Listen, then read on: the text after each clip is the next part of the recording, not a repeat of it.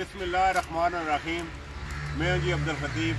ते मारे ग्रां का नाम मोरा पट्टा। मोरा पट्टा एक तारीखी ग्रां है ते तारीखी इस हवाले नाल भी है क्योंकि एक दिन मोरा पट्टा पाकिस्तान बनने से पहले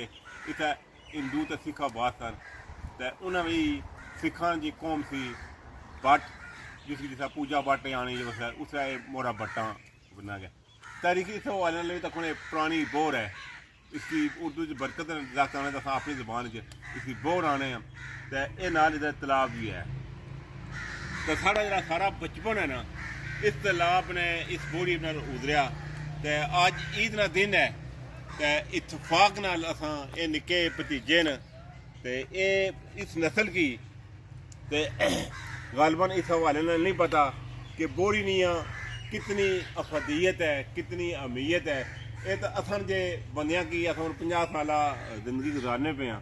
असें ही पता कि इसकी कितनी ज़्यादा अहमियत भी है अफदीयत ही है। 1988 मोरा पट्टा बिजली आई है उला गालबन असें उम्र 14-15 साल हुई उसी। इस तो पहले जितने भी गाँव लोग के जरा गर्मियों का सीजन शुरू होना सी सारे बोरी थला आ जाने थे। जैसे गर्मियाँ शुरू होनी सन ना तो सारे बच्चे कै बुढ़े कै वो इतने अपने जानवर हो गए जिसमें माल डंगर हो सारे इतने नहीं क्योंकि तलाब एक तो माल डंगर पानिया ने सब होना सी हिस्सा बाकी होना सी कि जी साढ़े मावां पैना ही जो पानिया ना भी बहुत कमी हो सी ग्रां च 1-2-3 खूह सन तो वह कोशिश करना सी जो पानी इस पानिया नाल ना कपड़े भी धोने सन तो रात फिर साइडा पर कपड़े सुकाने वास्ते रखे होने सन। तो जितने भी बच्चों की छुट्टियां होनी सन गालबन बच्चों की गर्मियां नहीं जिसकी आनी छुट्टियां तो स्कूलों का काम जिसकी उसकी गर्मियों की छुट्टियां का काम और सारे इतना पे सारी दिहाड़ी से मेले लगे रहे थे। जो लोकेशन है ना स्कूल है जो यानी जैसा हाई स्कूल है उला लोगों ना गड्डियां का सिस्टम होना सी ना और सिस्टम होना सी जितने बच्चे दूसरे ग्रां ने रात सवाल हो गया मोरा जुम्मा हो गया या अगे ने लोग जो होने थे उन्होंने कोशिश होनी थी कि 10 मिनट ना इतना सारा सहारा करा सही कि ना तो बड़ी ठड्डी ठड्डी अस हवा लवावा तो वाकई बड़ी ठड्डी हवा होनी सी तो बड़े इतने खूबसूरती होनी सी तो हर पासे ना चहल पहल होनी थी। तो सबसे बड़ी गल होनी थी कि सारे लोगों की मुहब्बत सन आपस इतफाक सन और इतना बेही था ना जितने भी ग्रां दियां गल्लां ग्रां मसाइल वो इतना डिस्कस किए जाने सन। क्योंकि और तो कोई जगह नहीं होनी थी या तो मस्जिद ही होनी थी मस्जिद ने भी इतना सामने एक मस्जिद होनी थी तो जब बच्चों के सारे त्रे लगनी थी तो इस मस्जिद पहुँच जाने सन उतों पानी वगैरह पीने होने सन। अज ये जो जवान नस्ल है इन्हें की खास और खास तो इसी तरह नहीं पता तो अजला पीने की असें जिला गर्मी लगनी थी ज़्यादा तो ये सामने जो तलाब भरन जाना सी पानी ने भरन जाना सी इतना अपने इन्हें डारियां तोते ने बच्चे होने सन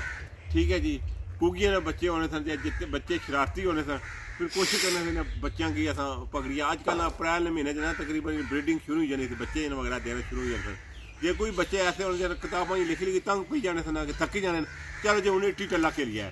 इट्टी टल्ला भी खेलने तो नाल एक और ही होना सी मैं हूँ याद नहीं आ गया है जी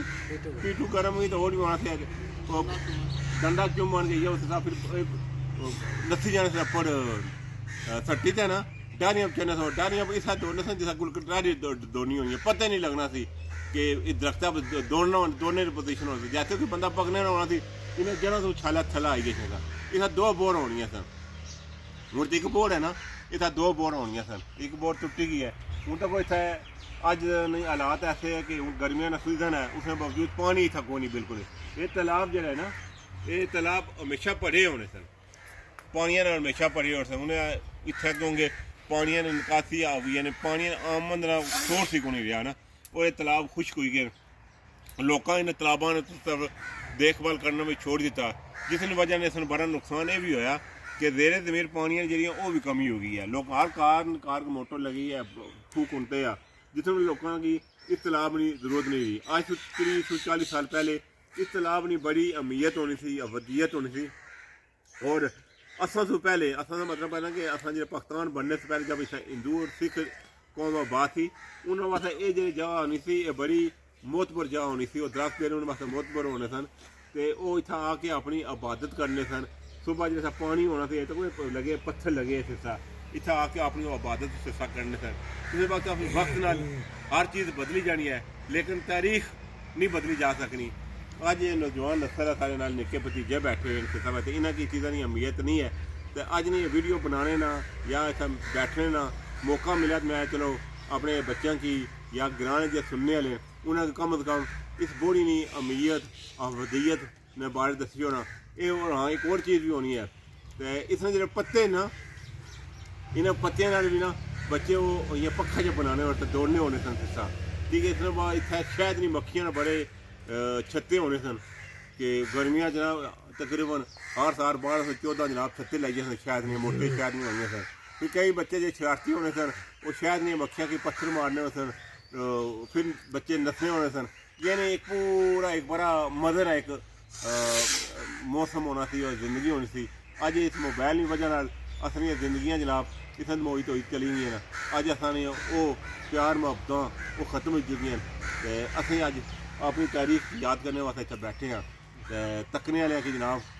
जेह्ड़े असने आम उम्र होसन या सारे तो बड़े होसन तो उम्मीद करना वो भी असनी अज असेंगी तक्की ते महदूद होने होसन अल्लाह सोने वाला जज़ाकल्लाह जी।